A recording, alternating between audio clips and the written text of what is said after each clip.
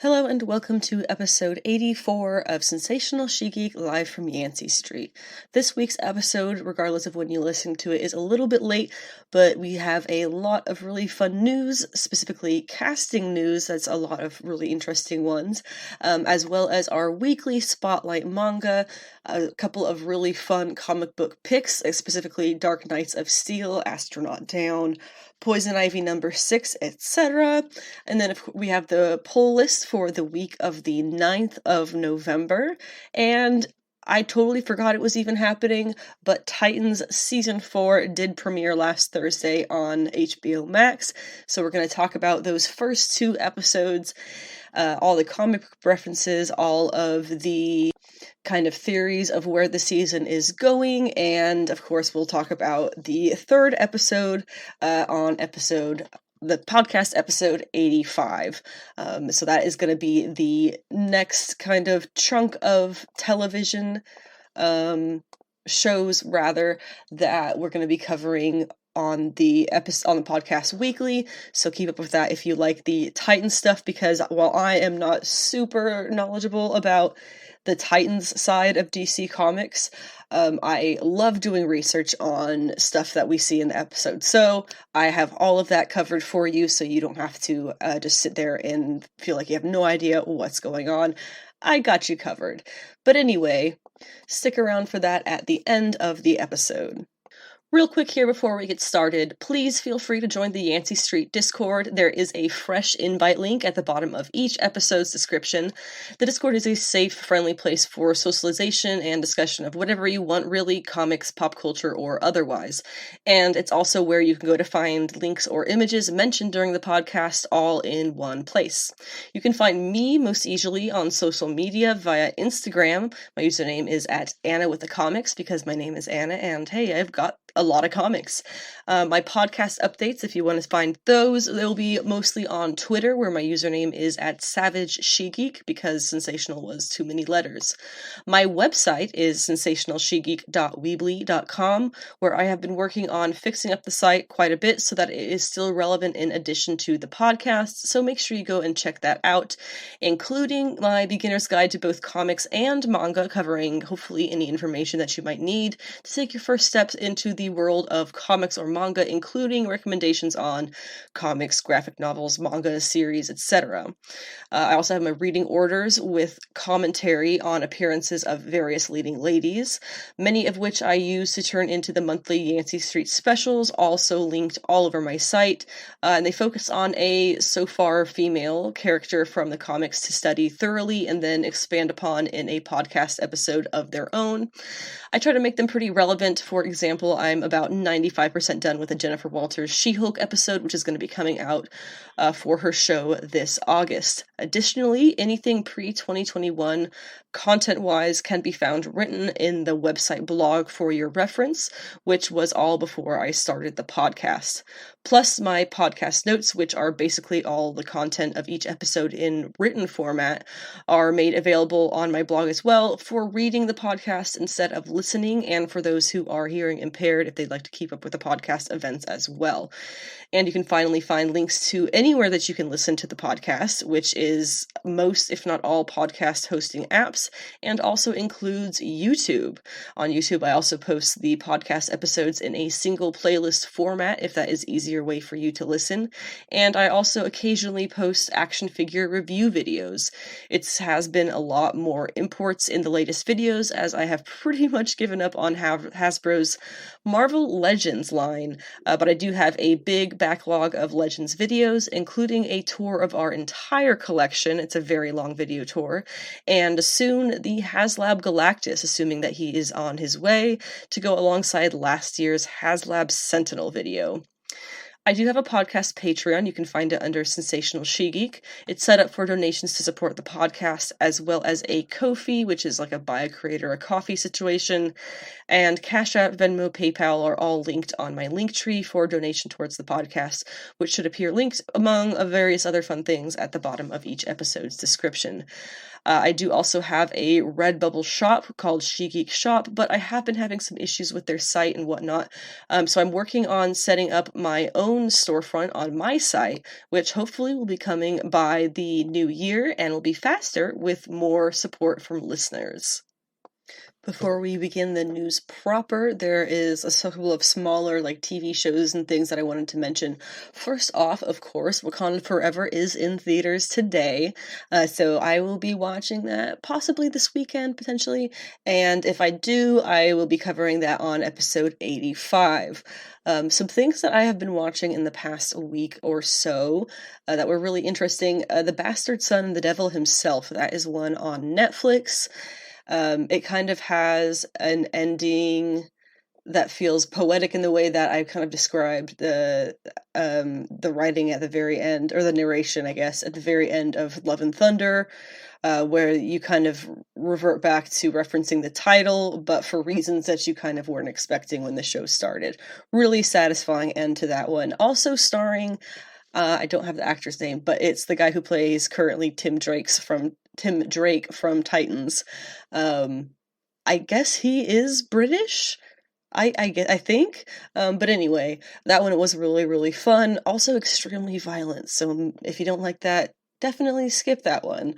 The Dragon Prince is back with season 4 also on Netflix. This season they gave it a fun little subtitle, or I guess its own title for the season, Mystery of Aravos. Aravos being the creepy dark moon elf looking guy who turned into a slug and was whispering in the Magic Father's ear. I don't know. If you've watched the show, you know what I'm talking about, probably with those descriptions. But the show does also pick up 2 years down the line from where season 3 ended, so all the characters have aged up significantly, I guess. God, this one's on Netflix too, isn't it? Inside Man is what it's called, I believe, with David Tennant and Stanley Tucci were kind of the calling points for that one. David Tennant playing a preacher in England, and Stanley Tucci playing a, what is it, criminal psychologist or something like that, who is on death row for murdering his wife. We haven't finished, it's only 4 episodes, but it gets really twisted and dark. Just in the first episode alone, how things kind of end up is oh dear, people just going too far and never, just not turning back. No, you've passed the point of no return and you're still oh dear, it's definitely, I don't know if you would call that a thriller, but it is only 4 episodes, but there are 4 long episodes. Really interesting. I don't think there's been any significant amount of violence or anything, but it is rather twisted. Also on Crunchyroll, I'm sure if you have a Crunchyroll subscription, you're probably watching Chainsaw Man. It's been, I think, on episode 5 is with the subtitled version in Japanese, and then everything else, well, not everything else, but the English dub version is on episode 3. Really recommend that, especially if you were a fan of the manga at all. I guess it's a really great translation. I haven't read the manga, but my husband has, and or is currently reading it, and it is apparently really awesome. But it is also, again, quite violent. I mean, it's called Chainsaw Man. If you didn't get that from the title, I don't know, man. But it's really fun. It's really interesting, and it does fall fairly along the lines of a kind of pure-hearted protagonist who is just kind of down in the dumps with his situation. I think it definitely falls into that. And finally, I think as of today on Disney Plus, there is Zootopia Plus, which of course is from it's a spin-off of the Zootopia movie, which is a really good movie. People definitely took it in weird ways, but it was a really good movie. I don't think there was any denying that. But yeah, they have the spin-off that they're doing of the movie, which is, I guess, a show. I have not looked into it in the slightest. I only just saw that it was up right before starting recording this episode. But anyway, if you're into that, I'll probably check it out at some point in life, and I'll maybe tell you how it was. But if you're into that, it is also there. Getting into the full-blown news, A lot of this is really castings. It really is a lot of castings. And actually a lot of them are specifically for one project, and that would be Coven of Chaos, the Agatha Harkness show that they're going to be doing, right? That's the WandaVision spinoff. I don't know why I wrote Cult of Chaos. It's Coven of Chaos. I gotta fix that in my notes. We have 1, 2, 3, 4, 5. When am I at? Yep, 5. 5 different characters, or rather actors, have been cast. Some more talked about than others, I'm sure you've heard. The first one that came out was Joe Locke, who I guess was the star of Heartstopper. Don't even know what that is. I think I've heard about people talking about it, but I couldn't really tell you what the plot was in the slightest. But I guess he was really good in that. And the general assumption here is that he is going to be playing Wiccan, aka Billy Kaplan, who we have previously seen played by, Julian Hilliard was the kid who played in WandaVision, who, they did the little Halloween spoof thing where the little boys were dressed as their future comic selves. But I guess there really is an intention to go ahead and bring, since among the two of them being Speed and Wiccan, Billy and whatever the heck his brother's name is, they obviously Speed, self-explanatory, and Wiccan, also fairly self-explanatory. They have fast powers and they have magic powers, just like their mother and uncle. It's kind of, the whole point there. But anyway, people were really hoping that they would wait and have Julian Hilliard come of age to play Wiccan. I have no idea how old he is. Let's click on that name on Google and find out. 2011, so he is 11. Yeah, they would have to wait a couple of years, definitely. And he, I believe, had even retweeted one of the announcement articles about this Joe Locke actor having been cast, because there was no announcement that he was going to be Wiccan, right? This is all just speculation, but Billy, whatever that kid's name was, I just said, Julian Hilliard had tweeted, because I guess kids like that at 11 have Twitter these days, that he was going to be Wiccan, or hinting that he was going to be Wiccan, and people were really upset, because they were like, oh, Julian, I thought you were going to be age up, they were going to wait until you were old enough to blah, blah, blah, and the kid had to end up coming out on Twitter and being like, you guys, it's not a big deal, like, this is all for fun and games, like, it's really not, he's not crushed, is what he was kind of saying. I guess there was never really an assumption from his mind that he was going to be playing the character in the future, so why would he, kind of be crushed by that? But Joe Locke, I guess, is a great actor.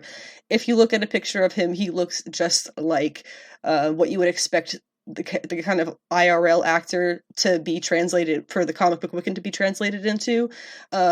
It looks really good. And it's also brought up the conversation again that people are concerned they're going to be replacing the character of Hulkling, who of course is a young Avenger and boyfriend of Billy Wiccan. People are concerned that they're going to be replacing his character in the MCU with, what's his name? Sakaar? No, that's the planet he was born on. Scar? Like, how Hulk, Bruce, you could have done better with names, or whoever named him. I couldn't say, honestly.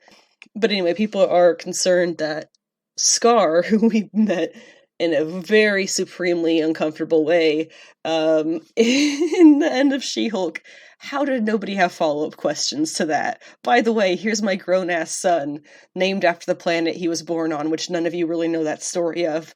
But anyway, back to business. Back to lunch.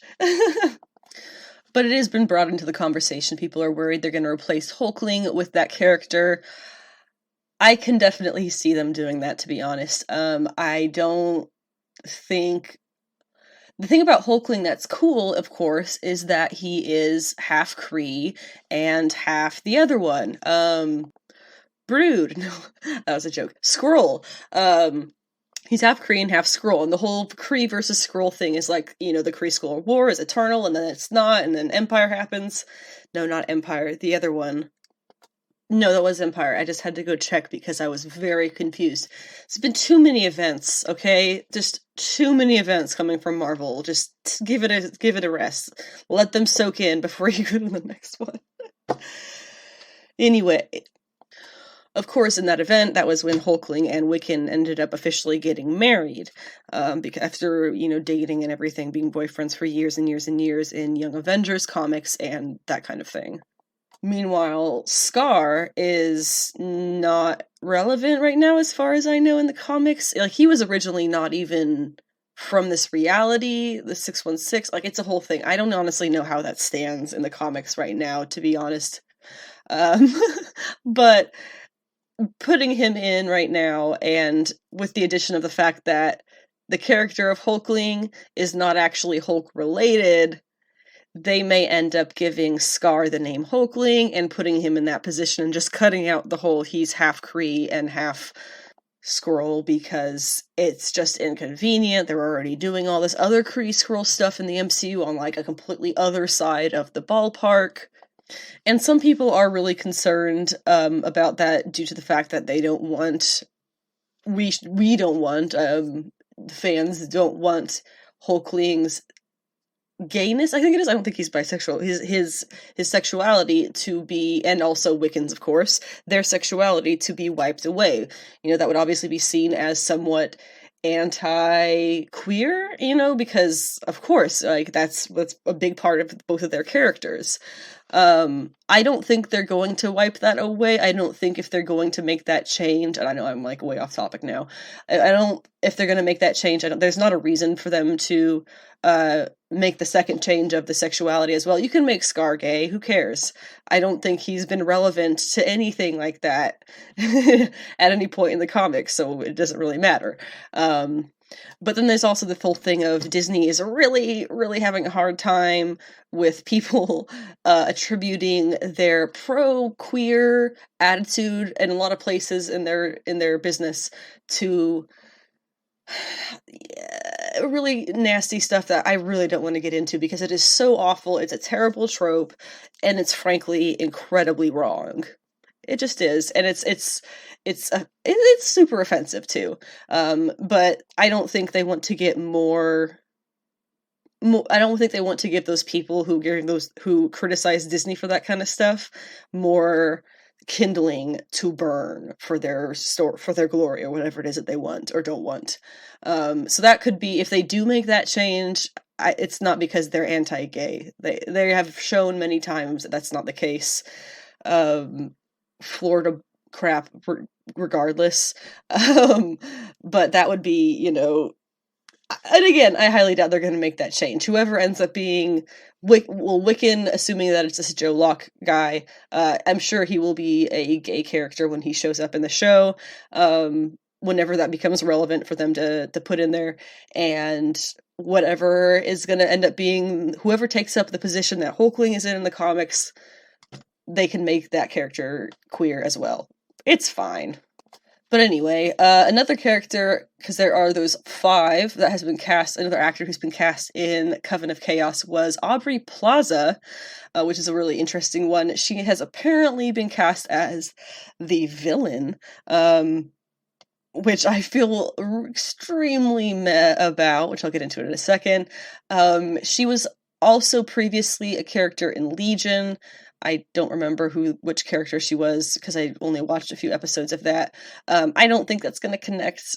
I don't think there's a reason for that to connect. They've shown no plans of the Legion show being connected to absolutely anything else. So I think it's just they wanted Aubrey Plaza because she's known as this, like, I don't know, downer, pouty bitch character. I don't know. It's it's become very tiresome as a viewer, in my opinion.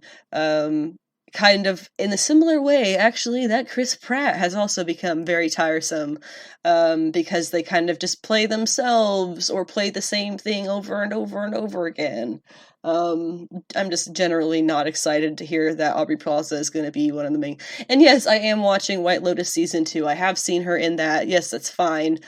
But I still don't feel like she's very different than she usually plays in that. I mean, she's the downer bitch. That's what her whole thing is, right? She's just not as weird. It's still the same character she always plays, pretty much. And that's the concern that I have. That's why I'm not very excited about this casting. But moving on from there, we also have Sashir Zamata. Sashir Zamata, she is apparently an SNL alum. I guess she was on there for at least 4 years. I don't watch SNL very much, apparently. I know I don't watch SNL very much. I'm not actually super into that, especially in recent years. But she will be in it. I'm not sure what she's playing as. People don't really have anything they're spitballing about. But the final two actresses, Alian, or probably Alian, and Maria Dizia, they apparently are both playing witches in the show. Whether that's going to be in the Coven of Chaos or they're going to be other witches, who's to say? I'm guessing all of these people are going to be in the Coven of Chaos, Agatha's coven, but all taking different roles, because that kind of stuff can get chaotic, you know. Ali On is apparently an actress from Raising Dion. I have not seen that, and I have also not seen The Staircase, which is what Maria Dizia has been in. So moving on from the Coven of Chaos castings, now that we've spent plenty of time there, Wonder Man, this actually was something that was announced right after I posted last week's episode, which kind of sucked, but we'll get into it now, and I am super stoked about it because Wonder Man has been cast. I was not excited for this announcement until I saw who it was. Yahya Abdul-Mateen III, who, if you're wondering who I'm talking about, you will know him from previously playing both Black Manta and Dr. Manhattan in the HBO Max or HBO Watchmen show, which was stupendous, by the way. I'm also just realizing I said the third. It is not the third, it is the second. I apologize. But other stuff that he's been in, Candyman, Ambulance, The Matrix Resurrections, he was young, I was gonna say Mephisto, young Morpheus. Morpheus? Yeah, Morpheus. Apparently he's gonna be in Furiosa, and he was also in Us, which I believe was one that I saw. Point being, absolutely fantastic actor. The expectation that I had for the Wonder Man casting, because I genuinely, it's been so long since they announced that was even going to be a thing, I kind of forgot. The expectation I had was some ridiculous blonde-haired white man who they were going to darken his hair and have him be ridiculous on screen, and just your cliche, you know, oblivious white superhero man. Because that's just like, I mean, his name, come on, his name alone. He has a little bit, let's be honest, a little bit of that persona in the comics, just let's be honest. And then there was all that stuff about people wanting Nathan Fillion to play him, and so I thought maybe they were going to go with like a younger Nathan Fillion type. I have no idea who that would be, but all of that was going to be kind of meh, because that was all very expected and whatnot. This, though, this is super cool. You get a top-tier actor, and we're adding a little bit of depth to the character of Wonder Man in that he's not just that kind of blank white board slate. White bread slate, whichever one you want to go with.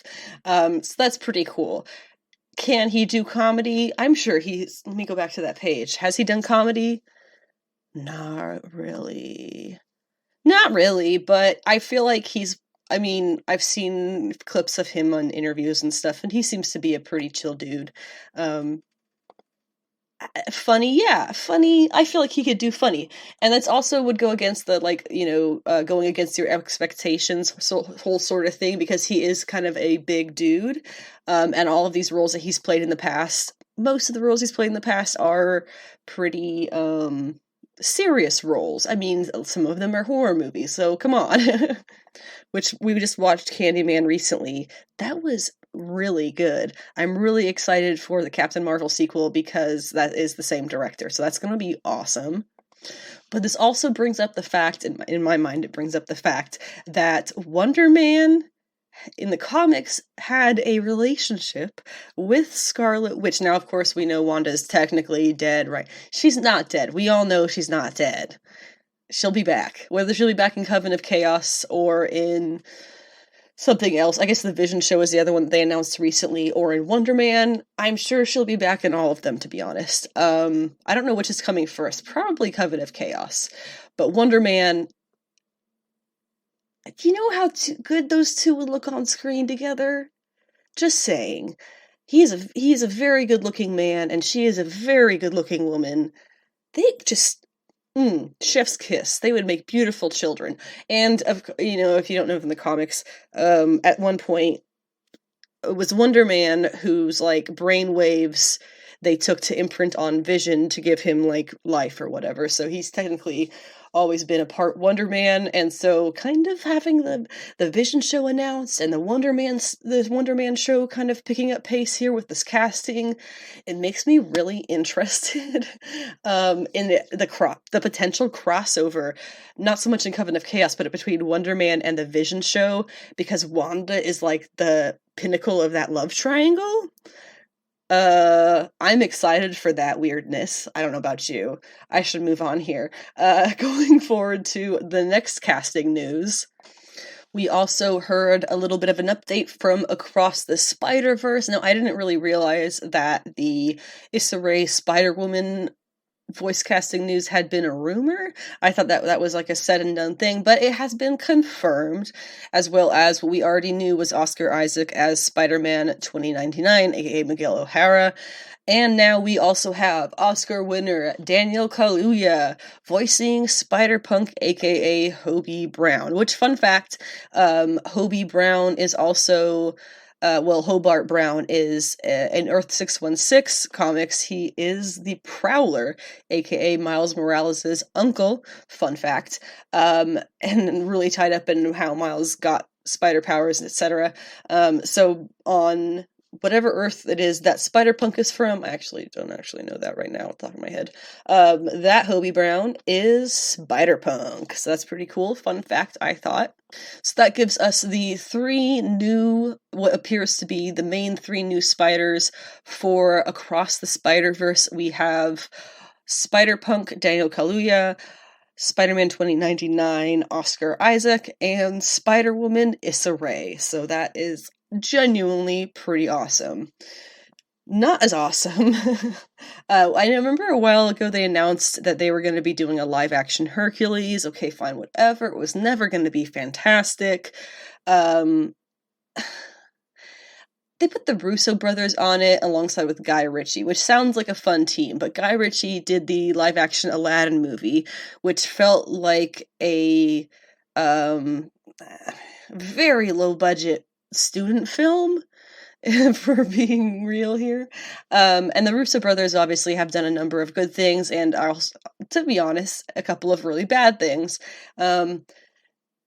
Throw that in with the fact that they just announced it's going to be a TikTok-inspired musical. This is going to be the worst flaming ball of crap that has ever been filmed on Disney's dime. Probably ever. I'm trying to think, what would that even TikTok-inspired musical, what would that even consist of? And all I can think of is extremely short dance sequences. Very highly over-choreographed, but very short dance sequences. And that sounds horrendous. I don't think that's gonna... I feel like this statement that they gave is just gonna end up being nothing. And they'll probably just never reference it ever again and move on like they didn't say that because they realized it was never gonna work out. How could this possibly work out? This is literally... People want to be mad about a live-action Black Ariel. Be mad about this! This is what the heck?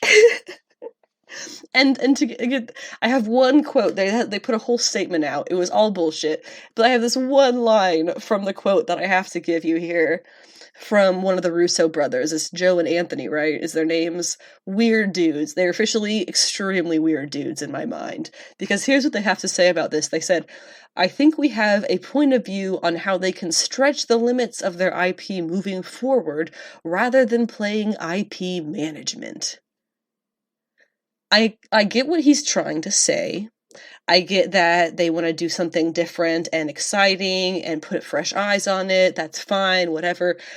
Stretching the limits of the IP moving forward, all of that, all it sounds like to me is they are going to completely change all of the classic parts of stories that people like, to try and modernize things, and it is not going to go well, because when has that ever gone well with classic stories?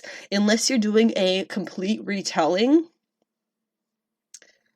which those would be like High School Musical Hercules. That would be god awful. Unless they're doing some kind of a completely retelling like that, changing the story up to a great extent, but still trying to keep it the same Hercules is going to be bad. TikTok inspired musical, dude. I don't know, man. Moving on from that to something that's kind of fun. Netflix has announced it was actually the 16th anniversary of the original Gears of War release, that they will be doing a Gears of War animated kind of universe. And it was announced from the Netflix news site, I guess. And I have every little thing there was just a couple of lines here that they said about it. It says, on the 16th anniversary of the original video game's 2006 release, Netflix announced a partnership with the Coalition to adapt the Gears of War universe. Netflix will first adapt the video game saga into a live-action feature film, followed by an adult animated series with the potential of more stories to follow. And then they put in a little about Gears of War thing, which says, with over 40 million copies sold, Gears of War is one of gaming's richest and most acclaimed sagas. A society divided and on the brink of collapse faces total extinction by the Locust, a monstrous threat from below. The Delta Squad, a ragtag fire team led by disgraced Sergeant Marcus Fenix, is now charged with leading humanity's last stand. The series has been critically acclaimed for redefining the tactical third-person and cooperative shooter genre and has one of gaming's most passionate fan bases. Ba-dum-bum. Moving on, more Netflix stuff. Sandman has officially been renewed for a second season. I know there was a little bit of confusion. The Netflix page posted it and then deleted it. I don't know if they reposted it or not, but Neil Gaiman confirmed on his social media, yes, it is getting officially a second season on Netflix. So that's super exciting. Personally, we still need to finish in our house the first season. We just ended up getting really behind on it because there's always all this stuff to watch as well. Also in Neil Gaiman news, he and his wife Amanda Palmer have finally officially divorced. I thought that had happened a number of years ago. I guess they just split up or separated, and then they stayed together for the kid or something like that, but stopped being a couple, and now they're officially divorcing is what I kind of understand it to be. A lot of odd stuff in that family. Neil Gaiman was born into Scientology and really doesn't like to talk about it. I think he's not involved with the church anymore. I think. Also, Amanda Palmer has a very strange history of kind of stomping on her own tongue, I guess. Foot and mouth syndrome. There we go. That's the correct saying.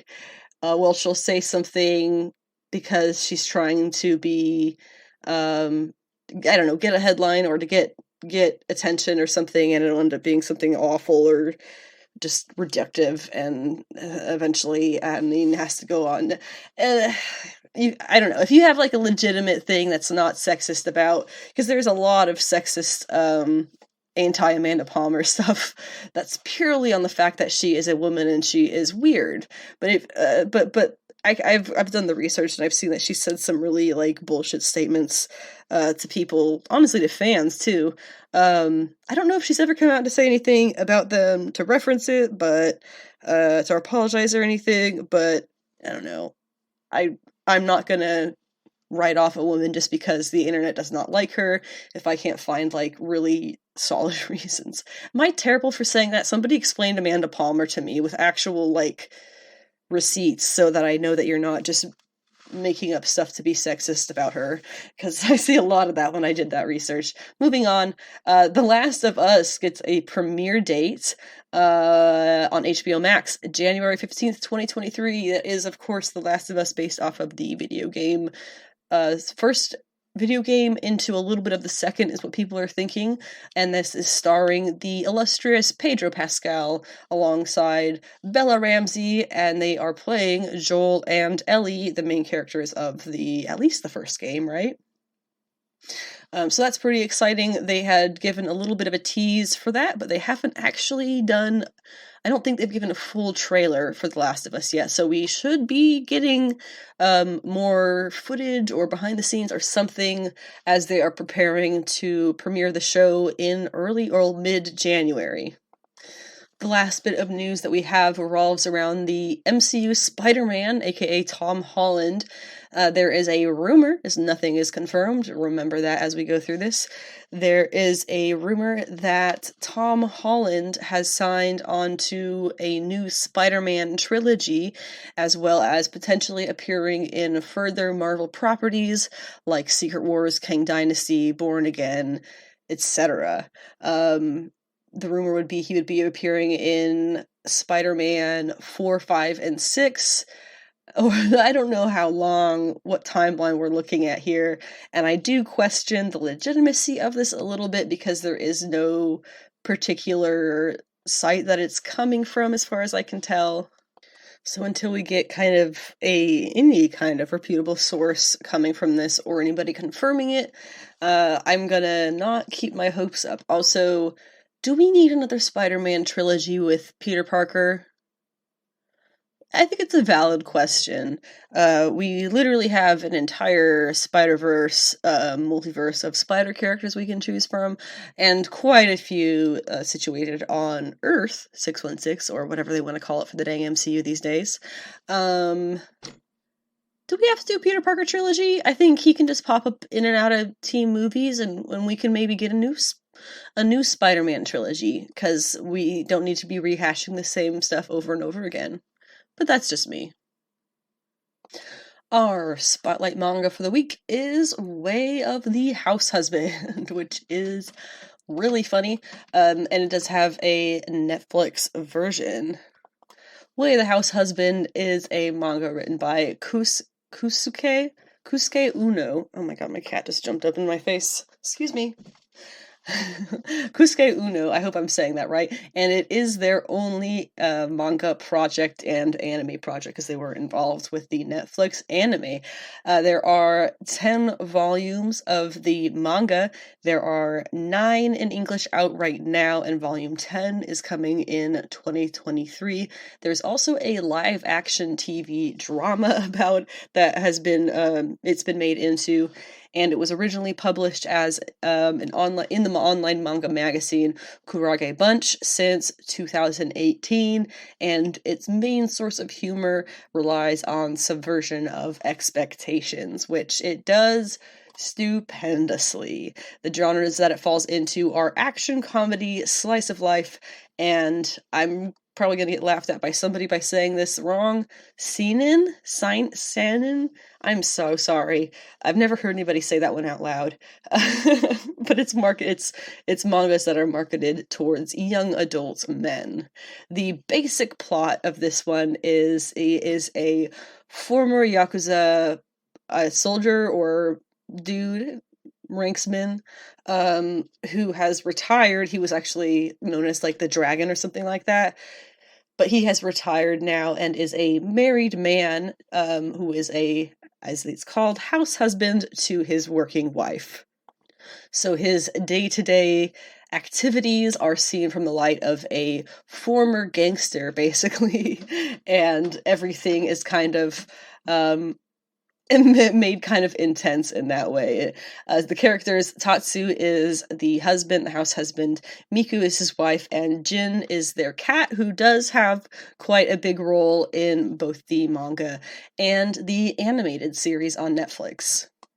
The live-action TV drama was never made into, was never given dubs as far as I can tell, so I didn't go ahead and watch any of that, but I bet that it is completely ridiculous, as only a live-action adaptation of something this funny and unexpected could be. Also, if you're here for manga stuff, I have a little bit of manga news. Wotakoi, I don't know how to say it. Wotakoi.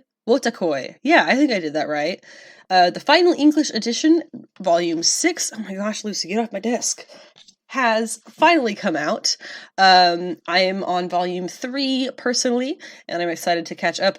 And also, The Great Jahi volume 4 was originally supposed to be coming out in October, but it has been pushed back to November 22nd. So if that was one that you're reading, or if that's one that you're interested in, and I cannot recommend it enough to be honest, you have until November 22nd to catch up, and that is when volume 4 is released. In comic book picks this week, we have 1, 2, 3, 4, 5, 6 that we are discussing. Well, 7. We'll talk briefly about The Ones.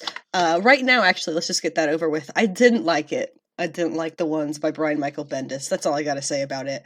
2, and this is gonna make me sound like a major a-hole, it was too wordy. I hate having to give criticisms like that, but good lord, it wasn't interesting. So that was The Ones, but here's the others. The only other one that I have a negative criticism of is She-Hulk number 7. We finally see that the villains are a little person and her big dumb husband. Like medically dumb. Like, is that not a terrible trope? Is that not awful? What the hell, Marvel? Your villains are a midget and her mentally ill and so extremely strong husband? Like, what? That just feels very wrong. That's all I gotta say about that issue, literally.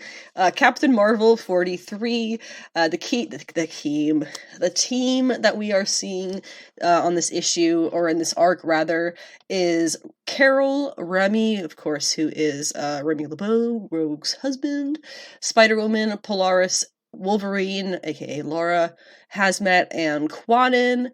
Absolutely fantastic team. I am super excited. I know I say this all the time, but Kelly Thompson's Captain Marvel shines the best when she is doing something that is among friends and teams like this, so I am super excited. Also, Kelly Thompson's series kind of started out with Carol having to face her history with Rogue, and so part of me is really afraid that the series is about to end at 50, because that is the longest, I believe, the longest that Carol has ever had a solo series, and B, that would be a full circle from starting at the beginning to the end, with the whole Rogue stuff being addressed. So, hopefully I'm wrong. I've been wrong about it being cancelled before, thank goodness. We've even gotten this far, but it's patterns that comic people do for female characters. I didn't see it coming, so expecting it to be cancelled, hoping that it won't be. We'll see what happens when we get there. Poison Ivy number 6.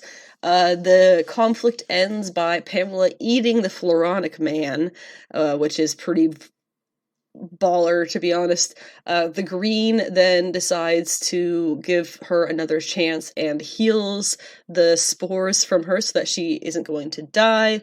All of the narration so far, we find out, is a letter, spraying my cat, to Harley Quinn, and Harley gets the letter and she is going off to meet her, and Pam is going to Seattle for whatever it is that's coming next. I hope that means that Harley is going to Seattle too, otherwise they're not even going to run into each other. Deadpool number 1 by Alyssa Wong, I was extremely happy with, for a number of reasons. This felt like Deadpool being written properly Deadpool style. I really, really liked that. It had a beautiful, Harrower is one of the names of the villains here, and there was a beautiful, beautiful Mucha style Art Nouveau pinup of that character, Harrower.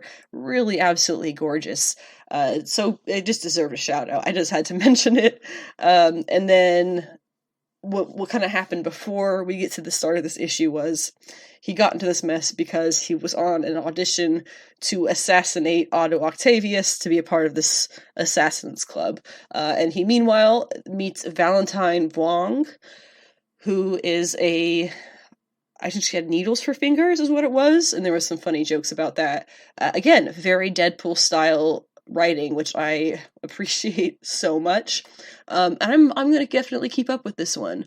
Alyssa Wong, really happy that we've got a second female writer on Deadpool, and she definitely has a different style of writing him than Kelly Thompson, but it's still, Kelly Thompson was more of like a cerebral Deadpool writer. I think Alyssa Wong is going to be more of a action and assassination Deadpool style writer, and that makes a lot of sense with the stories that each are putting out.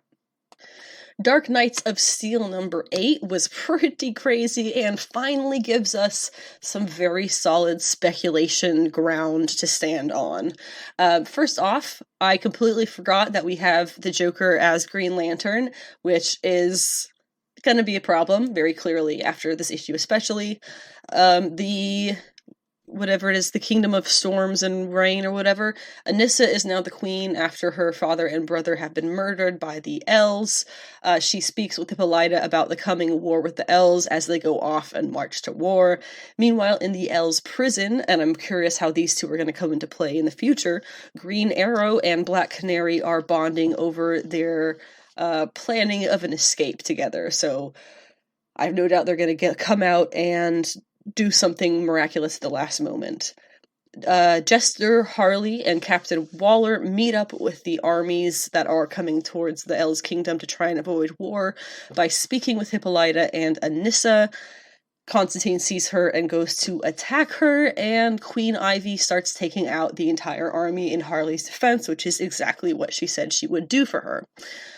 Joker Lantern then swings by and things kind of go sour. His ring told him that this army cannot fall, so he knocks out Ivy, which stops her attack, obviously, and tells the army to keep marching. He clearly has something. What is the ring? We'll get there in a second to more theories. At the Elves' castle, when the armies arrive, the queen decides to not have her army fight for her, and then at the last second, Diana and Zala El, who is kind of like Supergirl, they arrive hand in hand, because remember, they're girlfriends, and they are ready to save the day by fixing all of this, is basically what their whole opinion of what's happening can happen. What they're doing can happen. Whatever. But Jacob, who is Anissa's brother, and who was recently brought back from the dead thanks to Constantine, he is convinced by Constantine to drown Zala El in her own lungs. Hippolyta is not intending to do anything about that when Diana pleads for her girlfriend's life. But then Queen L, whatever her name is, Lara L, arrives in a big boom. Anissa wants Lara to be taken out as payment for her family's deaths, but Hippolyta says that she is a queen, but a child, no one has to die. They go to shake hands. Lara says, "What's the fun in that?" And Red Eye blasts Hippolyta completely in half. So, that's how the issue ends. There's a little bit of damage after that one. I loved it. The biggest obvious thing here is that someone is clearly controlling the Elves and only stepping in to do so at the absolute worst opportunities, and then they don't remember it after the fact. So that's already happened with Bruce is the wrong one. Clark. It's happened with Zala, and now it's happened with Lara, where everything is fine, and then all of a sudden they turn evil, and they don't remember it afterwards, which makes me really curious. What is Lara gonna think when she suddenly sees the queen blasted in half and doesn't realize that that was her who did that, and now they're at war really severely? So yeah, somebody is definitely stepping in to control the Elves at their worst opportunities. Psycho Pirate is a really obvious one to guess because of the mind control kind of thing. Somebody else I saw was theorizing Parallax because the whole Joker lantern thing, maybe there's something messed up with his ring, and it is doing a lot of this negative work on behalf of itself. I don't know. Well, I'm really excited to find out, though. Finally, Astronaut Down number 4. We're getting towards the end of this one, and I really like it. Basically, what has happened, this dude who is now in this astronaut's body, he is from the other reality, right? The one who we saw previously got saved from the world-eating cancer. He was propelled back into this reality's dude's body. Same guy, but different reality. Since they sent their astronaut off with the cure equation, which wasn't actually real, the other reality's dude had also been sent off on the same trip with the correct cure equation from his own world. Bada bing, bada boom, now they have it. But that also means that now his world isn't getting the equation, and now his wife,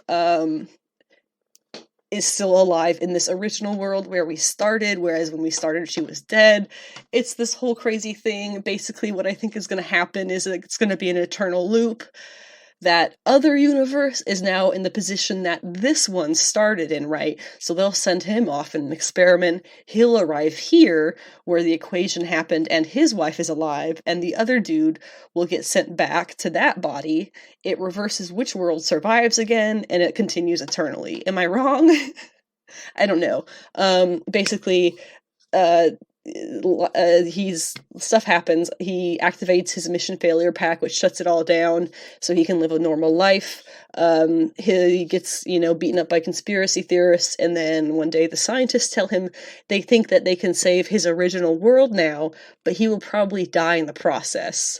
Just let the man live, honestly. It's so chaotic, but I am super curious how that's gonna wind up in the end. Comic book polls are for the week of the 9th of November.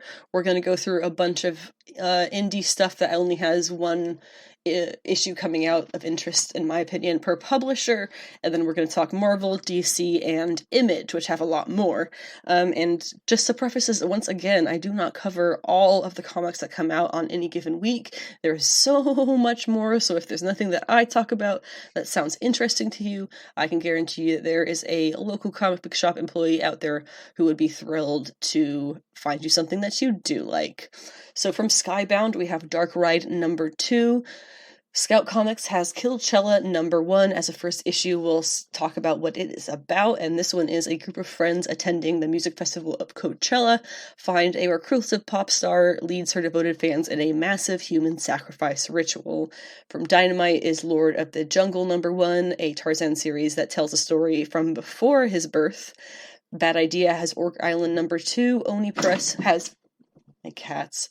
Pink Lemonade number 2. Boom Studios has Specs number 1. 2 misfit teens order a pair of X-ray glasses that grants wishes. Ablaze has Traveling to Mars number 1. A terminally ill man is the first... Hey! Excuse me.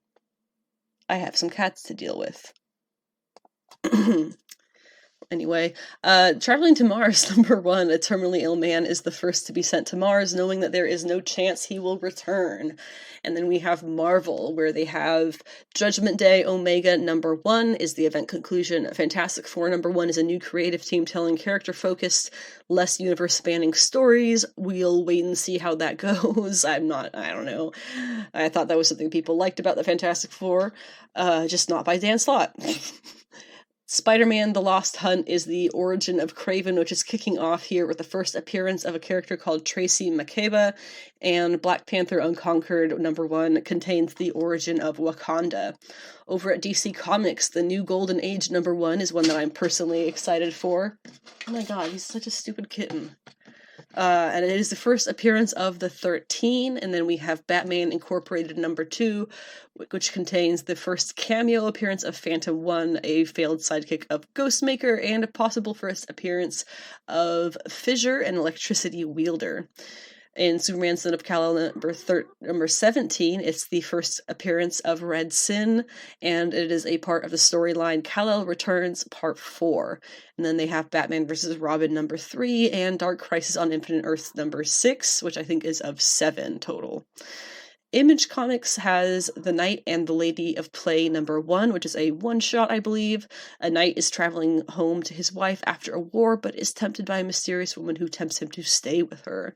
Gospel number 1 is 5-issue fantasy adventure inspired by the work of Hayao Miyazaki and set in the chaos of King Henry VIII's reign that questions the truth behind the stories we tell.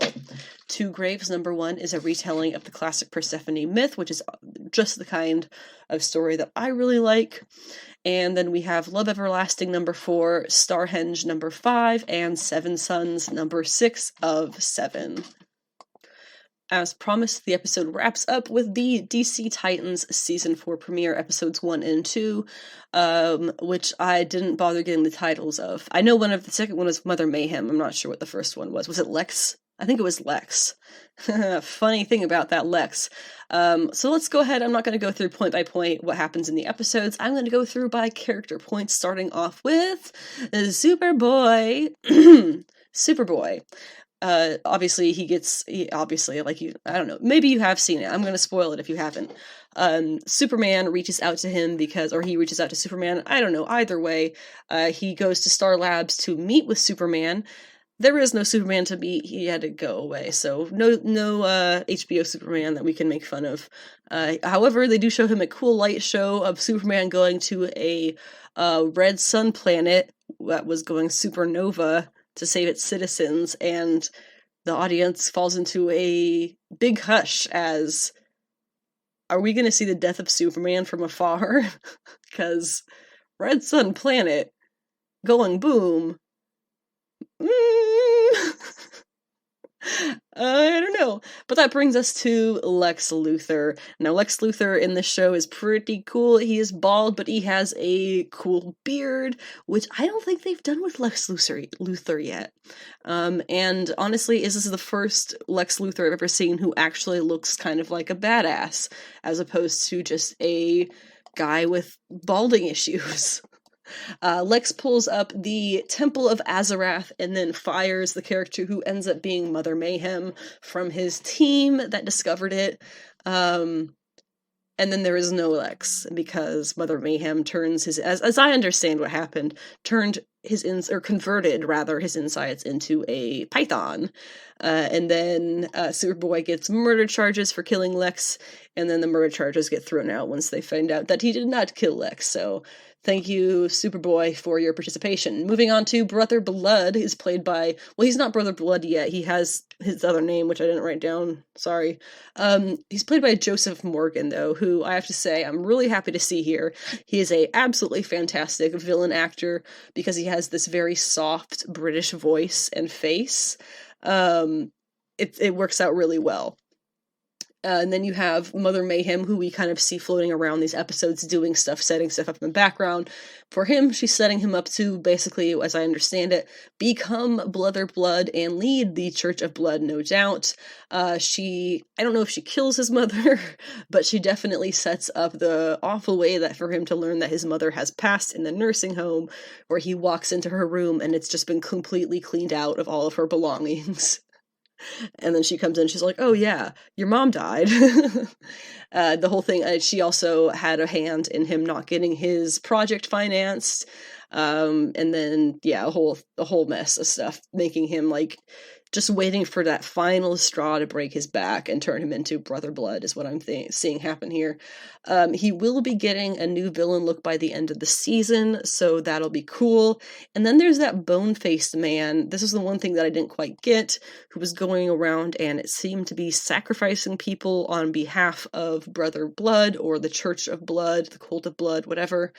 And then he turns out to be Arthur Hornwood, I think is what the name was, who was Lex Luthor's personal physician, and I can't quite figure out what the connection is to all that. That's the one thing I'm confused about still. Mother Mayhem, though, let's talk about her. She is obviously part of Blood's cult, the Church of Blood, and she is a very powerful figure within that church. She has a pretty big connection to Raven, or rather the church does as well, because they worship her father, Trigon, who you may remember is like a demon. Mother Mayhem undoubtedly needs Trigon's powers for a dark ritual, which is why she needs the Temple of Azarath, which is the birthplace of Raven. And Azarath is an interdimensional realm of seeming peace and harmony. Now, I have a quote from some CBR or something article here that somebody who was a major Titans fan got really sweaty about this. Debuting in the 3rd issue of the iconic series The New Teen Titans by Marv Wolfman and George Perez, the realm of Azarath was founded by a woman named Azar, who convinced a group of humans to join her in her home. This world was one of peace and gentility, with the humans there abstaining from all violence and aggression. They would later abandon all of their inner evil, dispelling it into the ether. Unfortunately, this evil coalesced into the vile demonic entity Trigon, who would become their greatest enemy. Later, the people of the Temple of Azarath would be coerced into taking in Angela Roth due to the machinations of Trigon, giving her the title Araya, they discovered that she was pregnant with the child of Trigon. Despite their fears, it was decided that raising the child in Azarath was safer than letting her be on Earth. Unfortunately, Raven's birth had disastrous effects on the interdimensional plane, and with her very presence endangering the people there. Thus, she was raised without emotions, hoping this would stave off the danger. Trigon's power was later made plain to his daughter, however, and the pacifist Temple of Azarath group refused to fight his evil. Without her family fighting with her, Raven fled to Earth to seek aid in fighting her father. We also see in this episode that Mother Mayhem seems to suck up Raven's powers and turn her hair white, which a lot of people are guessing this is where we're going to see the beginning of White Raven. White Raven, as another quote from an article, because it was a really great rundown. White Raven is frequently considered to be the most powerful version of Raven. She has appeared in the Teen Titans cartoon on multiple occasions. When Raven dons white, it represents when she is free from her father's influence and taint over her powers. She's able to become the best version of herself, typically spelling trouble for those that oppose her. She is immensely powerful in this form, with even her changing the entire Earth back to normal after her father destroyed it in the animated show. In this form, she may be able to do more damage to the Church of Blood than she could ever previously have done. Titans may be drawing from the comic arc where Brother Blood captures and removes the gem from Raven's head. He removes Trigon's influence, and she is able to be reborn. Now, we don't know, based on just white hair, if this is quite what's going to happen. The new episode is up on HBO Max as of today, though, if you would like to go check that out and see what happens next for white-haired Raven, and if she's going to be the classic comic White Raven. As for Beast Boy, he historically has been highly criticized by the Teen Titans comic fans for being a bit bum in the show, not utilizing him properly, and it seems that they are going to fix that. They started hinting at better things in the season 3 kind of ending with the bats and stuff. He was doing all that. It was pretty cool. In this season, he is already gaining the ability to change into many more animals. He got a new suit that he doesn't have to change in and out of, thanks Star Labs. And when he uses it for the first time, he accidentally gets transported to the realm of the Red while destroying Star Labs in real life as a gorilla, among other things, apparently. Now, the realm of the Red connects all living organisms within the universe, and certain characters are allowed to embrace its power. Beast Boy is one of the current avatars of the Red, similar to the Green and Swamp Thing, sometimes Poison Ivy, depending on the story and the reality you're in. On that note, the Red, the Green, and the Rot, it's kind of like the trifecta that is very well known by comic readers for DC. They are the most prominent trio of elemental forces in DC Comics. The Green being well known because of Swamp Thing, who is, of course, the avatar of the Green. This is the force that connects all plant life, giving Swamp Thing these incredible powers and this duty to guard the Earth's ecological areas. Conversely, the rot is connected to death and decay, allowing people to harness the disturbing powers of sickness and death. Now, the red connects all living things, humans, animals, organisms, anything with blood and tissue. Beast Boy seems to have been transported to the red when he first puts on that Star Labs costume and activates his powers. Likely it is where his powers come from. He has been, or appears to have been, completely oblivious about all of this until now, but with the rise of the Blood Cult, the Red may be ready to create its avatar and show him the way. Now, how is the Red connected to the Cult of Blood and all of that? I have another little quote here. It says, the Cult of Blood worship blood and the power they believe it has. The return of Brother Blood and Mother Mayhem could have awoken the Parliament of Limbs. In turn, the Parliament may sense the danger of the Blood Cult and need Beast Boy to be their avatar in the battle against him. Brother Blood may even seek the Red's power and knowledge. If the Blood Cult took over the Red, they would be able to dominate the planet. So basically, what that means is that the Red is going to need Gar to defend it from being bastardized by the Blood Cult. That leaves us with Starfire, Tim Drake, and Nightwing. Starfire, she has had a lot of wishy-washiness on the show about her destinies. They do make a joke about that, her having multiple destinies throughout the series. Apparently, her sister Blackfire returned to rule Tamaran. Boo, I wanted more Blackfire. And then when it comes to the battle with Mother Mayhem, she is the only one who can hold out against her at all. However, she can hold out against her really, really well, and she ends up fleeing, I think. Star Labs actually told her that she's like 1 billion times more powerful than ever before. It's pretty crazy. Also, Lex was looking into her powers or something like that. So there's still some kind of mystery there. I don't know how tied into this other stuff it is, if at all. Meanwhile, Tim Drake, all I wrote here was his stick, his bisexuality. Because yes, he is given his stick by Bernard, who works for Star Labs. He's an adaptation of Bernard Dowd, who is a friend of Tim's and a huge fan of Robin, and eventually becomes his boyfriend. I think first boyfriend, if I'm not mistaken. But yeah, so Bernard gives him the stick. It's the stick he has in the comics. Fun stuff. And somebody made the joke online that we went from seeing the worst Robin, which was obviously Jason Todd, to arguably the best Robin, with Tim Drake. I would say Damian is probably the most worthy Robin, closely followed by Tim Drake. And then that leaves just Nightwing. I guess he's kind of just backup. He's kind of doing his own thing. I don't know. They're doing their own thing and he's just following them around. And then he has this really awkward thing where he gives his jacket to a little girl in a hospital. But it wasn't like he was talking about Bruce giving him this jacket when his parents died or whatever. And so he puts it on her shoulders and tells her that.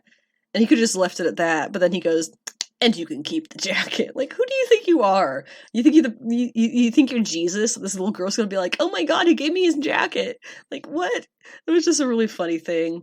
And like I said, the 3rd episode is up on HBO Max as of today, or as of when this is going to be posted. So go ahead and check that out to see if I was right with any of the speculation. But that does leave us to the end of the episode. This is probably one of the shorter ones, even though I feel like it had a ton of information on it. I don't know. We will be talking on the next episode 85 about, assuming I see Wakanda Forever this weekend, we'll be talking Wakanda Forever. We'll also be talking possibly Zootopia Plus if I get around to watching that. The new episode of Titans on HBO Max, episode 3, as well as whatever comics news and things happen, and, we'll have a new Spotlight manga, we'll have new comic book picks to talk about that are being released this week. It's going to be a great episode. Also, the Satana episode it's going to be out, soon. It is coming though, I promise. It's just, life is kind of a lot right now. So, check out the website. I'm going to be doing some updates and things, hopefully the YouTube channel as well. And have a great week. If you are a Disney Dreamlight Valley player, there is going to be an update at the end of the month. How exciting! Because I've been super bored with just collecting stuff and selling it to Goofy. So, have a great week. Stay warm. Drink water even though you're cold. You need your water.